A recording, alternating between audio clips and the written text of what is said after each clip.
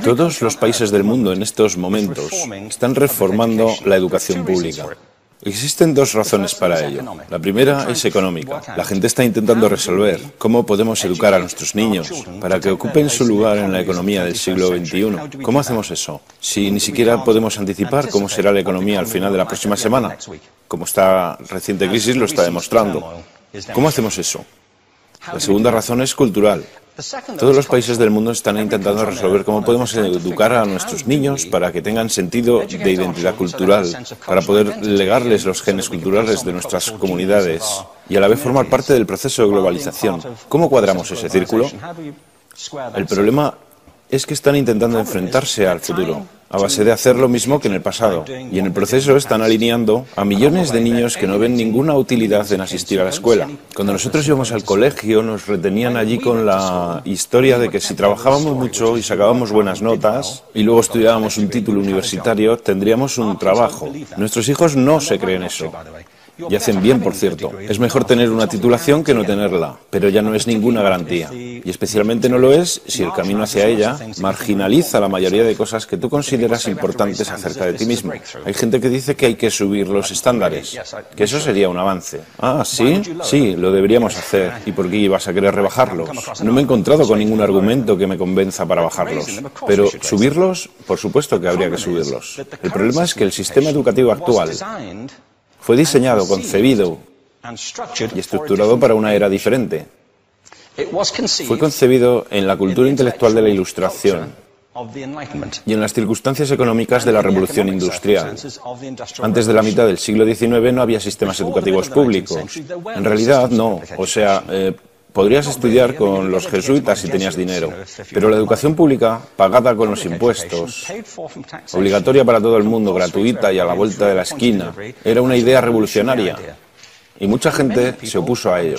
Decían, no es posible para muchos niños pobres que están en la calle beneficiarse de la educación pública.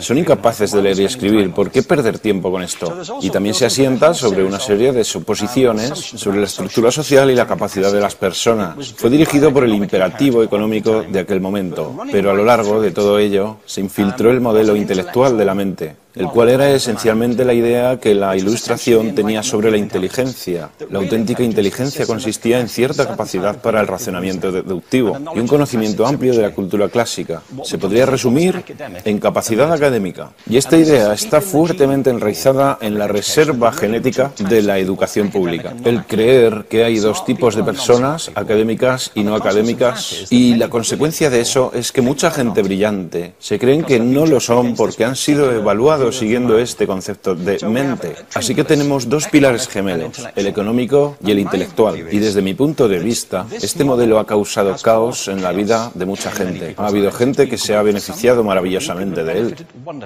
pero la mayoría de la gente no.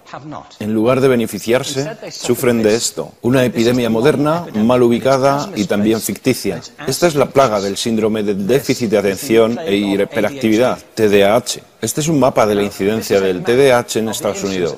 El mapa de prescripciones médicas para el TDAH. No me malinterpreten. No quiero decir que el síndrome de déficit de atención no exista. Yo no tengo la formación necesaria para ello. Sé que la amplia mayoría de psicólogos y pediatras creen que sí, pero aún es un tema a debatir. Lo que sí me consta es que no se trata de una epidemia. Estos niños están siendo medicados tan rutinariamente como a mi generación nos quitaban las amígdalas, por los mismos motivos caprichosos y por la misma razón la moda de la medicina. Nuestros hijos están viviendo en el periodo más intensamente estimulante de la historia de la Tierra. Están siendo acosados con información y les están reclamando su atención desde todos los medios. Los ordenadores, los iPhone, las vallas publicitarias y cientos de canales de televisión.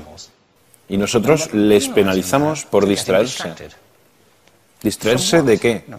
Cosas que son un aburrimiento, en la escuela sobre todo. Me parece a mí que no es totalmente una incidencia el hecho de que la incidencia del TDAH haya crecido paralela al incremento de los test estandarizados.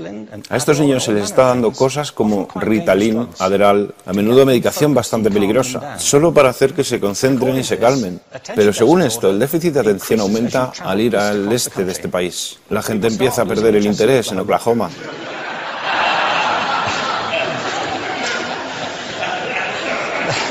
Ya casi no pueden pensar en Arkansas.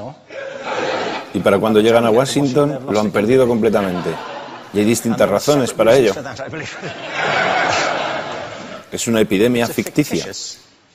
Si lo piensas, las artes, y no quiero decir que sea exclusivo de las artes, creo que también es cierto para las ciencias y para las matemáticas, pero permítanme hablar en particular de las artes, porque ellas son las víctimas de esta mentalidad en especial. Las artes tratan especialmente la idea de experiencia estética.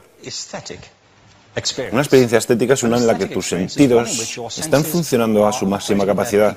Cuando te hallas presente en el momento actual, cuando vibras con la emoción de lo que estás experimentando, cuando estás plenamente vivo. Y la anestética es cuando cierras tus sentidos y te atontas ante lo que está sucediendo. Y muchos de estos medicamentos hacen eso. Estamos haciendo pasar a nuestros hijos por el sistema educativo a base de anestesiarlos. Y yo creo que deberíamos estar haciendo exactamente lo contrario. No deberíamos adormilarlos, sino despertarlos para que vean lo que sucede en su interior. Pero el modelo que tenemos es este. Yo creo que tenemos un sistema educativo modelado del interés de la industria a su imagen y semejanza. Les daré un par de ejemplos.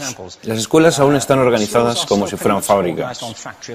Tienen timbres que suenan, instalaciones separadas, están especializadas por asignaturas. Aún educamos a los niños por lotes. Les hacemos pasar por el sistema según su grupo de edad. ¿Por qué hacemos eso? ¿Por qué suponemos que lo más importante que los niños tienen en común es su edad? Parece como si lo más importante de ellos fuese su fecha de fabricación, ¿no?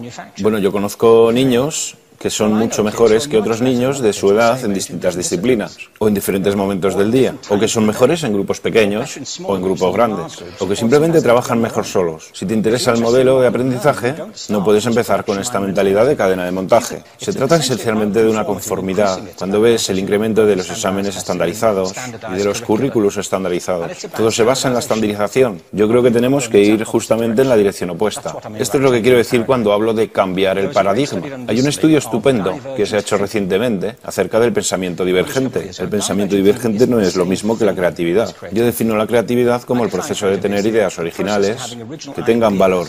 Pensamiento divergente no es sinónimo de creatividad, pero es un componente esencial de la misma.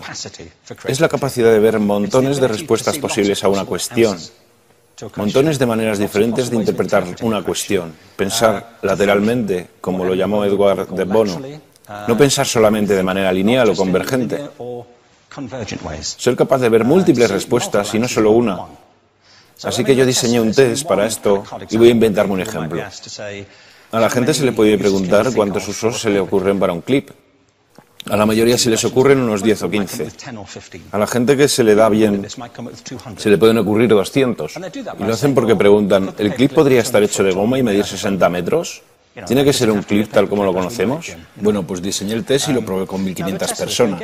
En un libro titulado Más allá del punto de ruptura, y en el protocolo del test, si superabas una puntuación determinada, se te consideraba un genio del pensamiento divergente.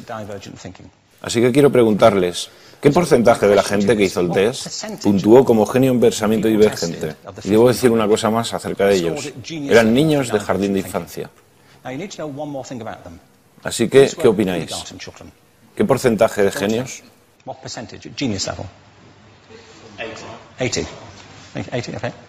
98%. Bueno, la cuestión es que era un estudio longitudinal, así que los mismos niños volvieron a hacer el test 5 años después, en edades entre 8 y 10 años. ¿Qué pensáis? ¿50%? Volvieron a hacerles el test otra vez, 5 años más tarde, cuando tenían entre 13 y 15 años de edad. Y se observa una tendencia, ¿no? Bueno, esto nos indica algo interesante, porque se supone que tendría que ser al revés, ¿no?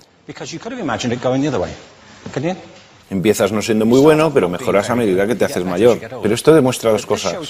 Una es que todos nosotros tenemos esta capacidad. Y la otra es que esta capacidad se deteriora en general. Muchas cosas les han pasado a estos niños durante su crecimiento, pero yo estoy convencido que lo que más les ha influenciado es que a estas alturas ya han obtenido una educación académica. Se han pasado 10 años en la escuela, oyendo que solo hay una respuesta correcta. Esta es la parte de atrás del libro, pero no la mires. Y no copies, porque eso es engañar. Fuera de las escuelas, a eso se le llama colaboración. Esto no sucede porque los docentes así lo quieran. Es simplemente porque sucede así. Es porque se halla presente en la reserva genética de la educación. Tenemos que pensar de forma diferente acerca de la capacidad humana. Tenemos que superar esta vieja idea acerca de lo académico y lo no académico, lo abstracto, lo teórico, lo vocacional, y empezar a verlo como lo que es, un mito. En segundo lugar, tengo que reconocer que la mayor parte de las veces el buen aprendizaje se da en grupos y que la colaboración es lo que alimenta el crecimiento. Si atomizamos a las personas, las separamos y los juzgamos por separado, formamos una especie de desconexión entre ellos y su ambiente de aprendizaje natural. Y en tercer lugar, un asunto importante es la cultura de nuestras instituciones, los hábitos de estas instituciones y los hábitats que ocupan.